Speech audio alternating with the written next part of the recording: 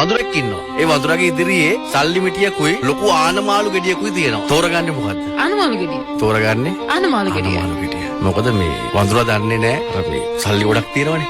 ඒ සල්ලි දීලා ආනමාළු ගොඩක් ගන්න පුළුවන් කියලා. උන්ට තේරෙන්නේ ඌට තේරෙන්නේ.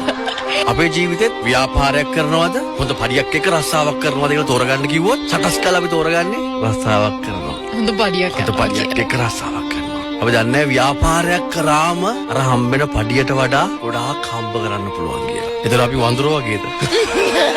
මේ කාරණාව පොඩ්ඩක් පැහැදිලි කරන්න. අපේ ජීවිතවල සමහර දේවල් පිළිබඳව අපිට ලොකු දැනුමක් නැහැ. අපි සෑහෙන කාලයක් පාසල් යනවා. පාසල් යද්දී ඉස්කෝලේදී කියනවා ඉස්කෝලේ කාලේ ගැන හරි සුන්දර කාලයක් ටීචර්ස්ලා කියනවා හොඳට ඉගෙන ගන්න පුතේ. හොඳට ඉගෙන ගත්තොත් හොඳ රස්සාවක් කරන්න පුළුවන්. හොඳ පඩියක් ගන්න පුළුවන්. ඉතින් අපි ඔළුවේ වැඩ කරන්නේ ඕක. අපි ඇවිල්ලා හොඳ රස්සාවක් කරනවා හොඳ පඩියක් ගන්නවා. පඩියක් අරගෙන සිහින සැබෑ කරගත්ත කෙනෙක් ඉන්නවද? ඔබ කෙනෙක් යටතේ රස්සාවක් කරනවා නම් ඔබ ආයතනයක් යටතේ රැකියාවක් කරන් යනවා නම් ඔබට ලැබෙන පඩියේ ඔබට ගොඩාක් දේවල් කරන්න බෑ. ඒ පඩිය දෙන්න ඔබට ජීවත් වෙන්න. කන්න බොන්න, අඳින්න, පළඳින්න රස්සාවට ඇවිල්ලා යන්න. හැබැයි ඔබ ව්‍යාපාරයක් කරොත් අර ඔබ හිතපු දේවල් ඔබ ගන්න හිතන් හිටපු දේවල් ලොකු ලොකු ගෙවල් දොරවල් යාන වාහන ඒ හැම දෙයක්ම ඔබේ කර ගැනීමේ හැකියාව තියෙනවා.